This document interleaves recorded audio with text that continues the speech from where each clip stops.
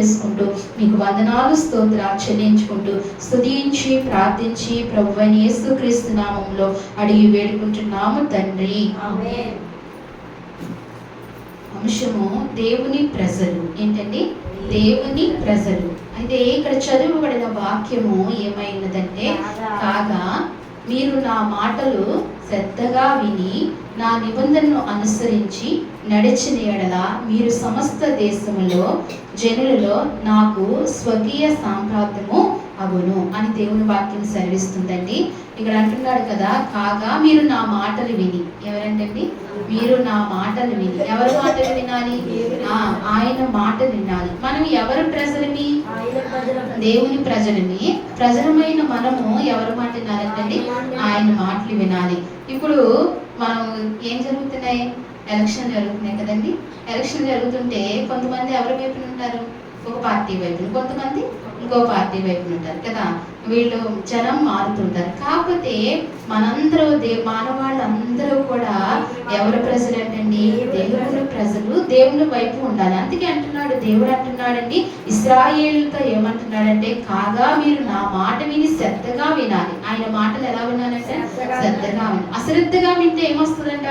శాపం వస్తుందని ఇంకో చోట దేవుడు మాట్లాడుతున్నాడు. నా మాటలు ఎవరైనా అశ్రద్ధగా వింటే ఏమొస్తుంది? శాపం వస్తుంది. అందుకే ఆయన మాటలను శ్రద్ధగా వినాలి. శ్రద్ధగా విని నా నిబంధనను అనుసరించి, ఆయన నిబంధన ఏం చేయాలి?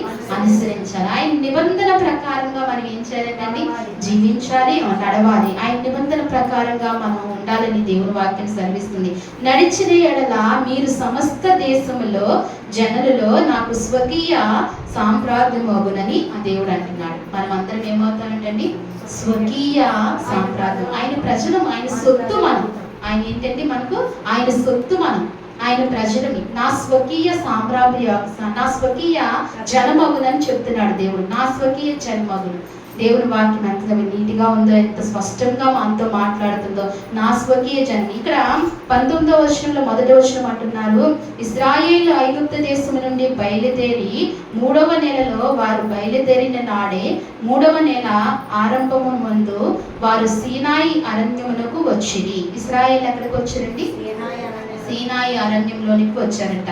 అక్కడికి వచ్చిన తర్వాత వారు రెఫీదీము నుండి బయలుదేరి సీనాయి అరణ్యములకు వచ్చి ఆ అరణ్యమునందు దిగిరి. ఎక్కడ దిగారంట? సీనాయి అరణ్యములో దిగారంట. అక్కడ దిగారంట. 3వ నెలలో దిగారంట. అక్కడ ఆ పర్వతము ఎదుట ఇశ్రాయేలు విడిచిరి. ఏంటండి? ఆ పర్వతము ఎదుట ఇశ్రాయేలు విడిచిరి. మోషే దేవుని యొద్దకు ఎక్కి పోగా యెహోవా ఆ పర్వతము నుండి అతన్ని పిలిచి, నీవు యాకోబు కుటుంబంలో ముచ్చటించిన ఇశ్రాయేలుకు తెలపవలసింది ఏదనగా అని దేవుడు మోషేని పిలుస్తున్నాడు. మోషేని ఎక్కడికి పిలిచాడండి? దేవుడు కొండ మీదకి పిలిచాడు. అప్పుడు మోషే ఈ పర్వతము దగ్గర ఈ జనుల్ని ఏం చేశాడు? విడిచిపెట్టి తన ఎక్కడికి వెళ్ళాడు? సీనాయి కొండ పైకి ఎక్కాడండి. దేవుని దగ్గరికి వెళ్ళాడు. అంటే ప్రజలకి దేవునికి ఎవరున్నారు? మధ్యవర్తి. ఎవరండి? మోషే. ఎవరు? మధ్యవర్తి మోషే. ప్రజలకును దేవునికి ఎవరు? మోషే. ఆనాడు ఐగుప్తు నుండి విడిపించడానికి ఎవరు అవసరం వచ్చింది? మధ్యవర్తి అవసరం వచ్చింది, మోషే అవసరం వచ్చింది. అలాగే నేటి దినాన్న అదే మాదిరిగా జరిగింది. ఏంటంటే ఈ ఐగుప్తు నుండి మనల్ని విడిపించడానికి మనకు ఒక మధ్యవర్తి కావాల్సి వచ్చారు. ఎవరండి ఆయన? ప్రభు అయిన యేసుక్రీస్తు. ఎవరండి? ప్రభు అయిన యేసుక్రీస్తు. ఈ ఐగుప్తు దేశం నుండి విడిపించడానికి, ఈ లోకమనే ఐగుప్తు నుండి విడిపించడానికి మనకు ఎవరు కావాల్సి వచ్చింది? ప్రభు అయిన యేసుక్రీస్తు కావాల్సి. ఆనాడు ఐగుప్తులోంచి జనాన్ని, ఇశ్రాయేల్ జనాన్ని విడిచిపెట్టడానికి మోషే ఎలా కావాల్సి వచ్చిందో, ఈనాడు ఈ లోకమనే ఐగుప్తు నుండి విడిపించడానికి ప్రభు అయిన యేసుక్రీస్తు కావాల్సి వచ్చారు. అందుకే ఇక్కడ అంటున్నాడు, ఆ అరణ్యంలో ఎదుట ఇశ్రాయేల్ విడిచి మోషే దేవుని యొద్దకు ఎక్కిపోగా. ఎక్కడికంటే దేవుని యొద్దకు ఎక్కిపోగా అంటే దేవుని మాటలు తీసుకుని మరలా ఎక్కడికి రావాలి? మోషే కొండ దిగి కిందకు వచ్చి ఎవరి దగ్గరికి రావాలి? ప్రజల దగ్గరికి రావాలి. ప్రజల మధ్యలోకి రావాలి. వచ్చి అప్పుడు ఏం చేయాలి? దేవుడు చెప్పిన మాటలను చెప్పాలి. నేను చెప్పిన మాట ప్రజలకు చెప్పి అని చెప్పినప్పుడు అంటున్నారు కదా అక్కడ. అందుకే మనం 5వ వచనం చదివాం, కాగా మీరు నా మాట శ్రద్ధగా విని. దేవుడు ఏం చెప్పాడు మోషేతో? నా ప్రజలకు వెళ్ళి నీవు నా మాటలు చెప్పు. నేనేం చెప్పానో అది చెప్పు. నేనేం చెప్పాను? నా మాటలు శ్రద్ధగా వినాలి నా ప్రజలు. ఏం చేయాలంటే నా మాటలు శ్రద్ధగా వినాలి అని చెప్పమని మోషేని పంపించినప్పుడు మోషే చెప్పినప్పుడు నా నిబంధనను అనుసరించి నడిచిన ఎడల మీరు సమస్త దేశంలో జనుల్లో నాకు స్వకీయ సామ్రాజ్యం అవ్వనని దేవుడు సెలవిస్తున్నాడు. మనం ఏమవుతామంటే దేవునికి ఆయన స్వకీయ సొంత బిడ్డలమై. ఇప్పుడు మనం ఎవరమై? గత కాలంలో మనం ఎవరమి? దూరస్తునివి. మనం ఎవరమి అండి? దూరస్తు. ఇప్పుడు మనము సమీపంగా ఉన్నాము, ఆయనకి దగ్గరగా ఉన్నాం. అలాగే 6వ వచనంలో కూడా ఉంటుంది కదా, చదవండి 6వ వచనము. సమస్త భూమియు నాదే కదా, మీరు నాకు యాజక రూపమైన రాజ్యముగాను పరిశుద్ధమైన జనముగాను ఉందురని చెప్పుము. నీవు ఇశ్రాయేలుతో పలకవలసిన మాటలు ఇవే ఆయన చెప్పగా మోషే వచ్చి ప్రజల పెద్దలను పిలిపించి యెహోవా తనకు ఆజ్ఞాపించిన ఆ మాటలన్నీ వారి ఎదుట తెలియపరచును. అందుకు ప్రజలందరూ యెహోవా చెప్పినదంతయు చేసదమని ఏకముగా ఉత్తరమిచ్చిరి. దేవుని నామానికి మహిమ కలుగును గాక. ముందు ఇశ్రాయేలైనా ఏం చేశారండి?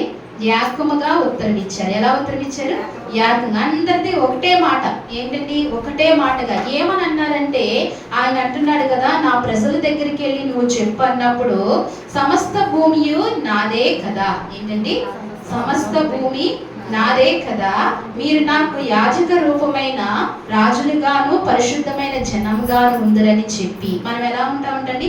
రాజులైన యాజకులుగాను పరిశుద్ధ జనాంగా ఉందామని చెప్పి నువ్వు ఇశ్రాయేలుతో పలకవలసిన మాట ఇవే అని చెప్పగా మోషే వచ్చి ప్రజలను పెద్దలను పిలిపించి యెహోవా తనకు ఆజ్ఞాపించిన ఆ మాటలన్నీ వారి ఎదుట తెలియపరచును. దేవుడు ఒక కొండపైన తెలియపరిచిన మాటలన్నీ కిందకి ఏం చేశారండి? తెలియపరిచారు ప్రజలందరికీ. అప్పుడు వాళ్ళందరూ కూడా ఏం చేశారు? సమ్మతించారు. వారందరూ కూడా ఏం చేశారు? ఏకావిగ్రీవుగా సమ్మతించి ఇలాగే చేద్దాం, ఆయన ఆజ్ఞలు ఇలాగే పాటిద్దాం, ఆయన ఆజ్ఞలు ఇలాగే చేద్దామని ఏకరీతిగా చూసుకున్నారు. అందుకే దేవుడు మాటలు శ్రద్ధగా విని ఆ రీతిగా చేయాలి. వాళ్ళు ఏం చేస్తారు? శ్రద్ధగా విన్నారు. ఎవరండి? ఇశ్రాయేలు ప్రజలందరూ ఎలా విన్నారు? శ్రద్ధగా విని ఆ రీతిగా చేస్తారు. అలాగే ద్వితీయోపదేశ కాండంలో ఇంకొక మాట ఉంది చూడండి. ద్వితీయోపదేశ కాండము 4వ అధ్యాయము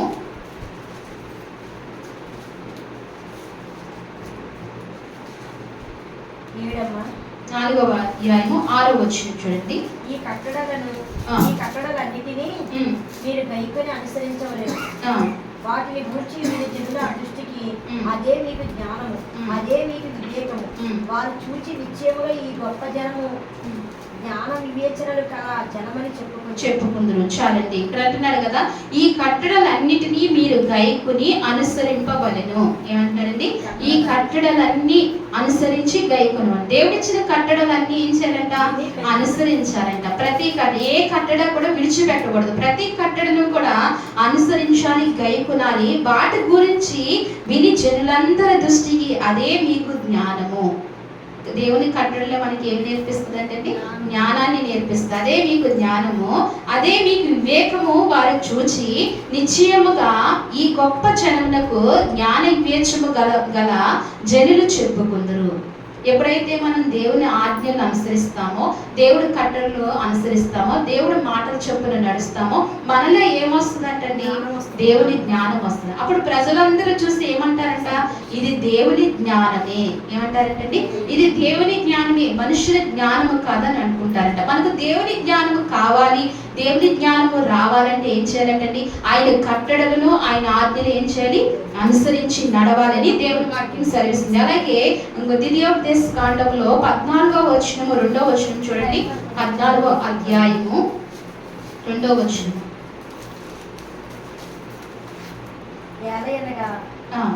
నీ దేవుడైన యెహోవాకు నీవు ప్రతిష్ఠ జనము. ఏలయనగా నీ దేవుడైన యెహోవాకు నీవు ప్రతిష్ఠ జనము, మరియు యెహోవా భూమి మీద ఉన్న సమస్త జనములో విశేషముగా స్వకీయ జనమగునట్లు తన స్వకీయ జనమగునట్లు నిన్ను ఏర్పరచుకును. దేవునికి మహిమ కలుగును గాక. మన దేవుడు ఎలా ఏర్పరచుకున్నాడంటండి? తన స్వకీయ జనమగునట్లుగా ఏర్పరచుకున్నాడంట. దేవుడు అంటున్నాడు, ఏలియనగా నీ దేవుడైన యెహోవాకు నీవు ప్రతిష్ఠిత జనము. ఏంటంటే ప్రతిష్ఠిత జనము. ప్రతిష్ఠిత అంటే ఇప్పుడు ఏదైనా ఒక వస్తువు దేనికైనా దేవునికి ప్రతిష్ఠించామనుకో, ఆ వస్తువుని ఏం చేస్తాం? దానికి మాత్రమే వాడతాం, ఇంకా మళ్ళీ ఇంకో దానికి వాడము. అలాగా మనం ఎలాగైతే దేవునికి ప్రతిష్ఠించిన వస్తువులు దానికి మాత్రమే వాడతామో, దేవుడు అంటున్నాడండి, యాలియనగా నీ దేవుడైన యెహోవా నీకు ప్రతిష్ఠిత జనం. అంటే మనం దేవునికి ప్రతిష్ఠించిన జ్ఞానం. ఎవరికండి? దేవునికి ప్రతిష్ఠించిన ప్రజలమి మనం ఎవరికి చెందము. ఎవరికి చెందుతాం?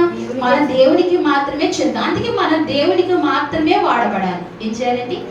మన దేవునికి మాత్రమే వాడబడాలి. మనం ఏం చేస్తున్నాం? ఎక్కువగా వాడబడేది ఎవరికండి? మనుషులకి, కుటుంబాలకి కదా అంకితం అయిపోతున్నాం. కానీ దేవునికి మాత్రమే ఏమవ్వాలంటే వాడవాలి. నేను మిమ్మల్ని ప్రతిష్ఠించుకున్నాను, మీరు నా ప్రజలు, నా జనులు, నాకు ప్రతిష్ఠింపబడిన వారు అని దేవుడు మాట సెలవిస్తుంది. అయితే మనం అక్కడ స్థానం ఇవ్వకుండా మనం ఏం చేస్తున్నామంటే దేవుని విడిచిపెట్టి ఎక్కువగా మనుషుల్ని లేకపోతే లోకంలో కలిసిపోవడం వల్ల దేవునికి దూరం అవుతున్నాం. అందుకే మరి యెహోవా భూమి మీద ఉన్న సమస్త జనుల్లో విశేషముగా తనకు స్వకీయ జనమగునట్లు నిన్ను ఏర్పరచుకునేను. ఎలాగంటండి? విశేషముగానంట. ఎలాగా? మరి విశేషముగా స్వకీయ జన్మగినట్లు నిన్ను నేను ఏర్పరచుకున్నాను. దేవుని వాక్యం. ఈనాడు మనం ఇక్కడ ఉన్నామంటే దేవుడు ఏం చేశాడు? మనల్ని ఏర్పరచుకున్నాడు. తన స్వకీయ జన్మగా మనల్ని ఏర్పరచుకున్నాడు. తన స్వరత్వమిచ్చి మనల్ని కొన్నాడు, ఏర్పరచుకున్నాడు. ఆయన మనం ఎవరమంటండి? ఆయన జనులమి, ఆయన ప్రజలమి, ఆయన సొత్తు మనం. అందుకే మనం ఏంటంటే విలువైన వారిని. ఎవరిని? విలువ తక్కువ వారిని కాదు. క్రీస్తు రక్తంలో కడగబడిన వారు మనం, విలువైన వారు. లోకములో విలువ లేని వారుగా ఉండొచ్చు, కానీ క్రీస్తులో మనం ఎవరమండి? విలువైన వారిని. ఎప్పుడు విలువైన వారిని? ఆయన ఆజ్ఞలను, ఆయన మాటలను అనుసరించి నడిచినప్పుడే, అప్పుడే మనం విలువైన వారిని, ఆయన స్వకీయ జనముగా ప్రతిష్ఠించబడిన వారిని. అదే ప్రతిష్ఠించబడిన వస్తువులు దేనికి ఎలాగైతే వాడమో, ప్రతిష్ఠించబడిన మనం కూడా మన ప్రతిదీ కూడా ఎవరికి వాడాలి? దేవునికే వాడాలి. మన నోరు ఎక్కువగా ఎవరికి వాడాలి? దేవునికే వాడాలి. మనం లోక సంబంధమైన మాటలు కానీ, సరస్వతులు కానీ ఏమీ కూడా మన నోటిని రావడానికి వీలు లేదు. మన కళ్ళు ఏమి చూడాలండి? దేవుణ్ణి చూడాలి. నీతిని చూసే కనులు ఉండాలి. ఏం చూస్తున్నాం? తెల్లారి లేస్తే ఏం చూస్తున్నాం అండి? ఇదివరకు వీధికి ఒక టీవీ ఉండేది కదండి. ఏమిటి? వీధికి ఒక టీవీ. అక్కడ వారానికి ఒకసారి వెళ్ళి చూసేవారు. ఇప్పుడు కొంతకాలం తర్వాత ఏమైంది? ఇంటింటికి వచ్చేసింది. ఆ తర్వాత ఇంటింటికి వచ్చిన టీవీ ఇప్పుడు ఏమవుతుందండి? గదికి వచ్చింది. గదికి వచ్చిన తర్వాత ఏమైందండి? చేతిలోకి వచ్చేసింది. ఇంకా కళ్ళు పెద్ద కష్టపడక్కల, దగ్గరగానే. ఇంకేం చూస్తున్నామో కూడా తెలియకుండా చూస్తున్నాం. చేతిలో ఫోన్ ఉంది, ఏం చూస్తున్నాం తెలియకుండా చూస్తున్నాం. తెలియకుండా చూస్తాం. పాపం మరీ దగ్గర అయిపోయింది. ఇది చూడకూడదని వెంటనే కళ్ళు మూతపడుతున్నాయా? యోబు అంటాడు కదా, ఏమంటాడు? నా కన్నులకు నేను నిబంధన చేసుకున్నాను. అది ఎంత గొప్ప మాట చూడండి. అంత భక్తి స్థితిలోనికి మనం ఎప్పుడు వెళ్తాము? ఆయన ఆజ్ఞలు, ఆయన కట్టడలు ఎప్పుడు అనుసరిస్తాము? యోబు ఎంత గొప్ప మాట! నిబంధన చేసుకున్నాడంట.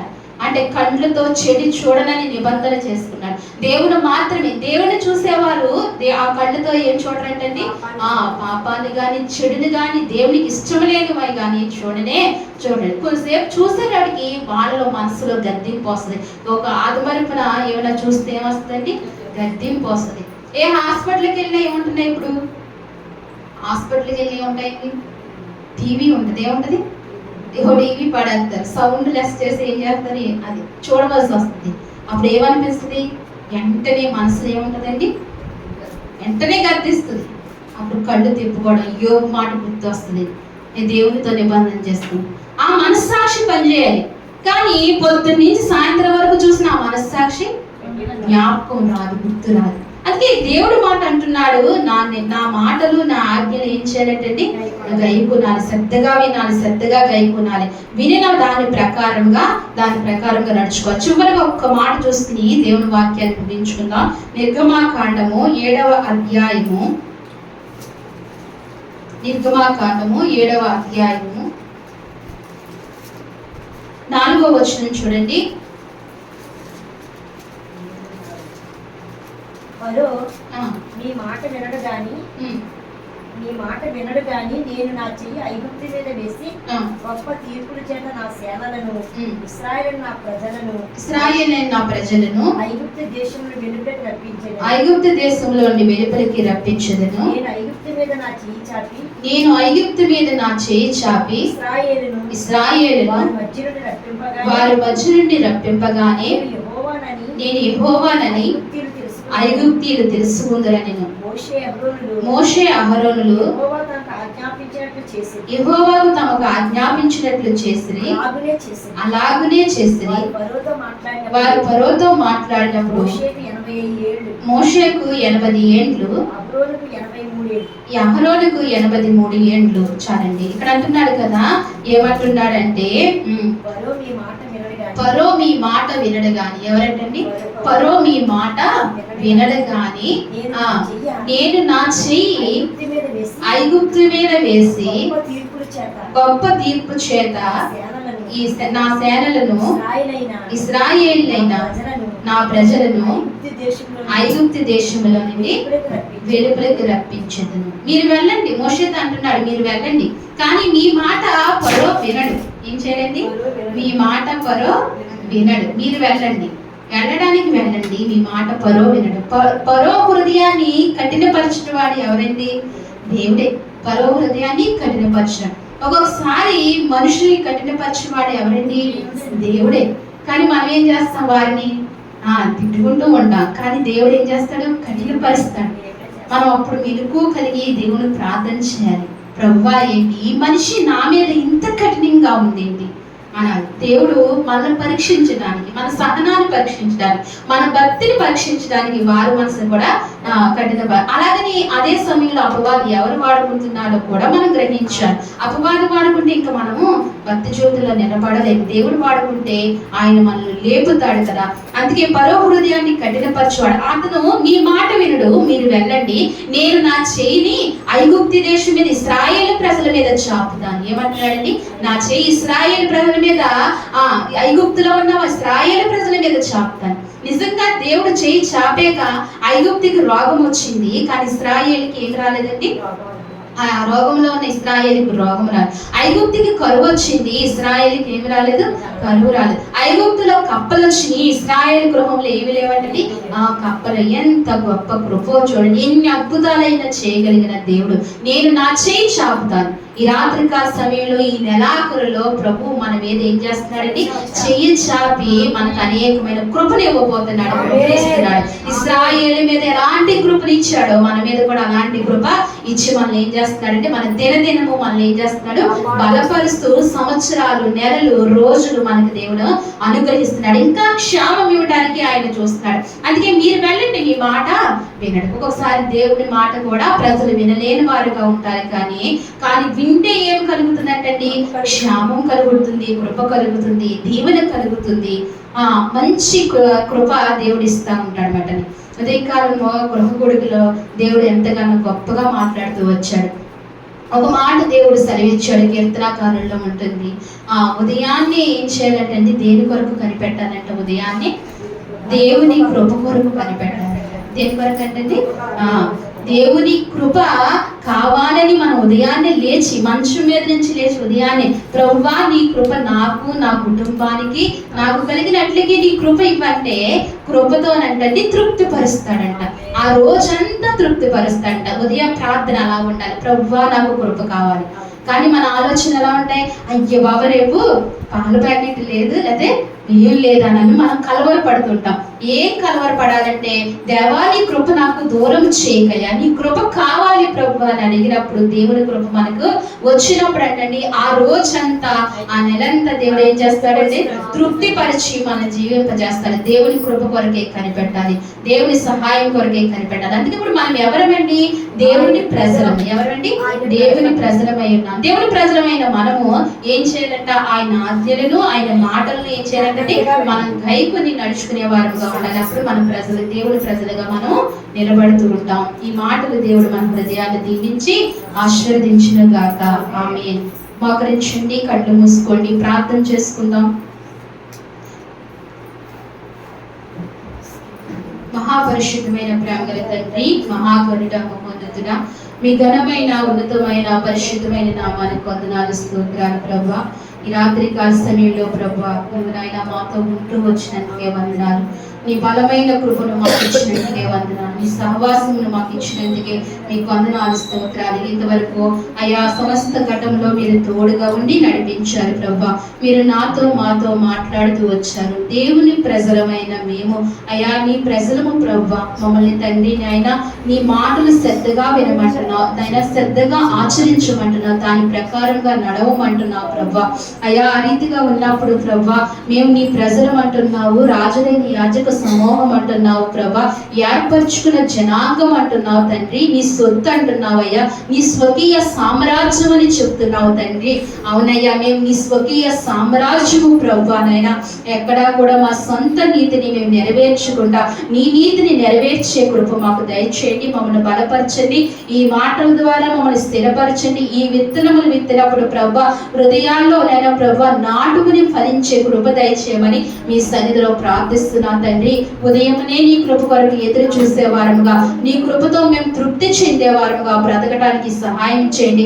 అలాగే ఈ నెల మొదలుకుని ప్రభా, ఈ నెల చివరి వరకు కూడా నీ సజీవమైన రెక్కల చాటున నన్నును సంఘ బిడ్డల్ని చేరవచ్చిన నీ బిడ్డలైన వారిని అందరినీ మీరు క్షేమంగా ఉంచి నడిపించినందుకే మీకు మరొకసారి కృతజ్ఞతాస్తుతులు చెల్లించుకుంటున్నా అయ్యా. ఈ కృతజ్ఞత ప్రార్థన ఈ రీతిగా మీరు జరిగించారయ్యా. మా ఆరాధనలో మా వెన్నంటి ఉండి తోడుగా ఉన్నారయ్యా. వాక్యము ద్వారా మీరు మాతో మాట్లాడారు ప్రభువా, నీకు స్తోత్రాలు తండ్రి. ఈ నెల మొదలుకొని మళ్ళా నెల ఆఖరి వరకు ప్రభువా అయ్యా, చాలినంత కృపతో మమ్మల్ని బలపరచమని, మా అవసరతలన్నీ తీర్చమని, మాకు ఆరోగ్యాలు తెచ్చమని, మాకు శాంతి నెమ్మదిని అనుగ్రహించమని, నీ కృపతో మమ్మల్ని నింపమని నీ సన్నిధిలో ప్రార్థిస్తున్నాం. మాకు కలిగిన బిడ్డలను నైనా ప్రభు, మా కుటుంబాలను, మా సంఘ బిడ్డలు అయ్యా, వారి వారి బిడ్డలు, వారి వారి కుటుంబాలను నైనా వచ్చిన నీ బిడ్డలందరినీ, రావాల్సిన బిడ్డలను అనేక మంది నైనా అయా ఇదిగో మరి రాని బిడ్డలు అనేక మందిని అందరినీ కూడా మీరు జ్ఞాపకం చేసుకోమని నీ సన్నిధిలో ప్రార్థిస్తున్నాను తండ్రి. అయా ఇదిగో వచ్చి నీ బిడ్డలు జ్ఞాపకం చేసుకొని ఫాతిమాక్కని బట్టి, అలాగే సోదరుని బట్టి, తండ్రి మునిని బట్టి ప్రార్థిస్తున్నాను. బిడ్డలు దీవించండి, ఆశీర్వదించండి అయ్యా. నీ మంత్ర కృపను వారికి వెంట పంపించమని ప్రార్థిస్తున్నాను. ఫాతిమాక్క కుటుంబాన్ని, బిడ్డలందరినీ జ్ఞాపకం చేసుకోండి అయ్యా.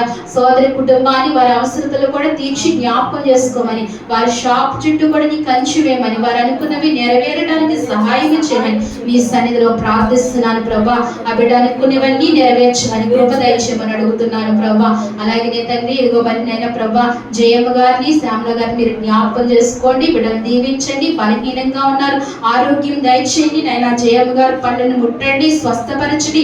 ఆ పంటి నేను బలహీనతలు విడిపించండి. కొన్ని దినాల నుంచి అయ్యా తల్లి బాధపడుతున్నారు ప్రభా. ఆ బలహీనత అంతా నజరేయుడైన యేసు నామములో తొలగించి క్షేమము దయచేయమని మీ సన్నిధిలో ప్రార్థిస్తున్న కుటుంబానికి మంచి కృప ఇవ్వండి. ఆరోగ్యమును, బలమును, శక్తితో మీరు నింపండి. అలాగే పక్కనున్న సావిత్రమ్మ గారిని జ్ఞాపకం చేసుకోండి. తల్లి గారికి మంచి ఆరోగ్యం ఇవ్వండి, బలం ఇవ్వండి, శక్తిని ఇవ్వండి. నీ సన్నిధిలో ఉన్నారు తండ్రి, శక్తితో మీరు నింపండి. ప్రతి అవసరత మీరు తీర్చమని, నీ కృప దయచేయమని నీ సన్నిధిలో ప్రార్థిస్తున్నాను తండ్రి. అలాగే లక్ష్మి గారిని జ్ఞాపకం చేసుకోండి. మంచి ఆరోగ్యం దయచేయండి, బలము దయచేయండి, శక్తిని దయచేయండి ప్రభా. తన భర్త గారిని, తన కుటుంబాన్ని జ్ఞాపకం చేసుకోండి. అలాగే తన పెద్ద కుమార్తె సుధను, తన భర్తను బలహీనంగా ఉన్నారని చెప్పి అన్నారు ప్రభా. మంచి ఆరోగ్యం తన భర్తకు దయచేయండి. బిడ్డల చుట్టూ నీ కంచి ఉంచండి. అలాగే భవానీని, తన భర్తను బిడ్డలు జ్ఞాపకం చేసుకోండి. భవానీకి ఉన్న టైఫాయిడ్ జ్వరాన్ని విడిపించండి, స్వస్థత దయచేయండి. బిడ్డలకు సంపూర్ణమైన ఆరోగ్యం, తన భర్తకు సంపూర్ణమైన ఆరోగ్యం, ఆ కుటుంబానికి మంచి ఆరోగ్యం దయచేయమని, లక్ష్మీ గారి కుటుంబాన్ని దీవించమని ప్రార్థిస్తున్నాను. దేవానికి స్తోత్రాలు. అలాగే గంగ గారిని జ్ఞాపకం చేసుకోండి. తనకి మంచి ఆరోగ్య, బలం, శక్తిని దయచేయండి. వారి తల్లి గారిని జ్ఞాపకం చేసుకోండి. అలాగే వారి భర్త గారిని జ్ఞాపకం చేసుకోండి. మారు మనసు రక్షణ అనుభవాలు దయచేయండి. వారికి పిచ్చిన బిడ్డలు జ్ఞాపకం చేసుకోండి. దేవి తన భర్త కుటుంబాన్ని ప్రభా, అలాగే నేను ప్రభా రమ్య తన భర్తను కుటుంబాన్ని బిడ్డను జ్ఞాపకం చేసుకోండి. లావణ్య తన భర్తను, అయ్యా బిడ్డల కుటుంబాన్ని జ్ఞాపకం చేసుకోండి. బాలింతల చుట్టూని కంచి ఉంచండి, చంటి బిడ్డ చుట్టూని కంచి వేయండి. మంచి ఆరోగ్యం చంటి బిడ్డకు ప్రసాదించమని మీ సన్నిధిలో ప్రార్థిస్తున్నాను. ఆ గృహం చుట్టూ కంచి వేయండి. అలాగే కావ్యాన్ని తన భర్తను బిడ్డను కూడా జ్ఞాపకం చేసుకోమని అడుగుచున్నాం అయ్యా. ఈ రీతిగా కృప దయచేయండి ప్రభా నాయన. అలాగే తండ్రి అయ్యా ఆత్మీయ తండ్రి నాయన అత్తని జ్ఞాపకం చేసుకుని బలపరచండి తండ్రి. నాకు ఇచ్చిన భర్త గారిని బిడ్డను బట్టి మీ సన్నిధిలో ప్రార్థిస్తున్నాను. వారిని దీవించి ఆశీర్వదించండి ప్రభా. అలాగే సుభామిని తన భర్తను బిడ్డను కూడా జ్ఞాపకం చేసుకోమని నీ సన్నిధిలో ప్రార్థిస్తున్నాను. నా గురిని దీవించి ఆశీర్వదించి జ్ఞాపకం చేసుకోండి ప్రభా. అలాగే ఈ రాత్రికాల సమయంలో రాని బిడ్డలు, మా సహవాసం కలిగి ఉన్న బిడ్డలు అనేక మంది ఉన్నారయ్యా. వారిని వారి కుటుంబాలను కూడా జ్ఞాపకం చేసుకోండి. నీ సన్నిధిని కలిగి ఉండే మనస్సు వారికి దయచేయండి ప్రభా. నీ సన్నిధిలో ఉన్న మాధుర్యము ప్రతి ఒక్కరూ పొందుకోవాలయ్యా. నీ సన్నిధిలో ఉన్న జీవము ప్రతి ఒక్కరికి అవసరము ప్రభా. వారు అది పోగొట్టుకోకుండా ప్రతి ఒక్కరూ తీసుకువెళ్ళటానికి సహాయం చేయండి. లోకములో ఏముందయ్యా, లోకములో ఏమీ లేదయ్యా. అయ్యా పొద్దున్న మొదలుకుని ప్రభా మా దినములన్నీ ఎక్కువ లోకములోనే గడుపుతున్నాము ప్రభా. కనీసం ఇలాంటి సమయాలు కూడా, ఇలాంటి సమయాన్ని సద్వినియోగం చేసుకోకుండా ఎంతో నిర్లక్ష్య స్వభావంతో మేము జీవిస్తే మమ్మల్ని క్షమించండి ప్రభా. నీ బిడ్డలైన వారిని క్షమించండి ప్రభా. వారి హృదయాలు తెరవండి, తాకండి తండ్రి. మరొక సన్నిధి, మరొక సమయం వారికి దయచేయమని ప్రార్థిస్తున్నాను తండ్రి. సంఘ సరిహద్దులు విశాలపరచండి తండ్రి. నేను సంఘంలో ఉన్న ప్రతి బిడ్డ క్షేమాభివృద్ధి దయచేయండి. సుఖ శాంతులతో నేను ప్రభు మంచి ఆరోగ్యాలతో ప్రతి బిడ్డ వర్తిల్లడానికి సహాయం చేయమని నీ సన్నిధిలో ప్రార్థిస్తున్నాను. పెద్దలైన వారికి మంచి ఆరోగ్యాన్ని దయచేయండి, కృప దయచేయండి. వివాహం కావాల్సిన బిడ్డలకు వివాహాలు జరిపించండి. జాబుల్లో తోడుగా ఉండండి, వ్యాపారంలో తోడుగా, చేతి పనుల్లో తోడుగా, ఆ వృత్తులు కలిగిన వారికి మీరు తోడుగా ఉండి సహాయం చేయమని ప్రార్థిస్తున్నాను. చదువుకున్న బిడ్డలకు మీరు తోడుగా ఉండండి. మంచి జ్ఞానం అనుగ్రహించండి. జ్ఞాపక శక్తిని ప్రతి బిడ్డకు మీరు ఇవ్వమని ప్రార్థిస్తున్నాను తండ్రి. నీ కృప దయచేయండి. ఎవరైతే ప్రార్థన చేయమని కోరుకున్నారో వారందరినీ జ్ఞాపకం చేసుకోండి. ప్రత్యేకమైన ప్రభా బిడ్డల ప్రార్థనలో మీరు తోడుగా ఉండమని ప్రార్థిస్తున్నానయ్యా. సహాయం చేయండి. మా సంఘ ప్రియులకు సొంత గృహాలు దయచేయండి ప్రభా. అయ్యా సంఘ ప్రియులు నెమ్మదిగా శాంతిగా అయ్యా జీవించే కృప మా సంఘానికి మీరు దయచేయమని, మా ఎల్లరినీ మీరు జ్ఞాపకం చేసుకోమని, నీ దైవ దీవెన, నీ దైవ సన్నిధి మాతో ఇచ్చి పంపించమని. అయ్యా నెల మొదలుకు నీ నెలాఖరు వరకు మేము ఇలా ఉన్నామంటే కేవలము నీ ఉచితమైన కృపే అయ్యా, నీ ఉచితమైన ప్రేమే తండ్రి. మరొక్కసారి ఇందును బట్టి నీకు కృతజ్ఞతాస్తుతులు తెలుపుతున్నానయ్యా. అయ్యా నీకు స్తోత్రాలయ్యా. మరొక నెల మాకు ఇవ్వండి ప్రభా. అయ్యా మరొక నెల మాకు ఇవ్వండి నైనా. ప్రతి దినము తృప్తికరమైన దినాలు మాకు అనుగ్రహించండి అయ్యా. మేలులతో మమ్మల్ని నింపండి అయ్యా. సహాయం చేయండి ప్రభా. అయ్యా ఇప్పుడు బిడ్డలందరినీ స్వస్థపరిచి పంపించండి అయ్యా. నెమ్మదించి పంపించండి. మంచి కృపనిచ్చి పంపించమని నీ దాసురాలిగా తండ్రి బలిపీఠం మీద ప్రార్థిస్తుండగా, నీ బిడ్డలందరినీ దీవిస్తుండగా నీ కృప దయచేయండి. ఈ ప్రాంతంలో ఉన్న బిడ్డలందరినీ పేరు పేరు జ్ఞాపకం చేసుకోమని, అందరి ప్రయత్నాలు ప్రభు సఫలం చేయమని నీ కృపను అనుగ్రహించమని స్తుతించి ప్రార్థించి మా ప్రియ రక్షకుడైన యేసుక్రీస్తు నామములో అడిగి వేడుకుంటున్నాను తండ్రి.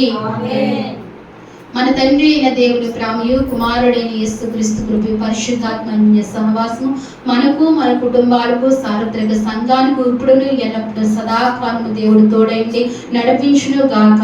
ఆమేన్. యేసు రక్తమే జయము, ప్రవేశ రక్తము సంపూర్ణమైన విజయం కలుగును గాక. ఆమేన్, ఆమేన్, ఆమేన్.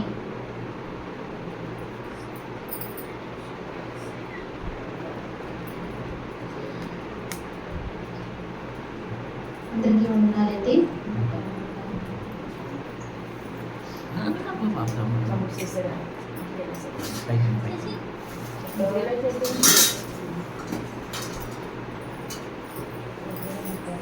కావాలి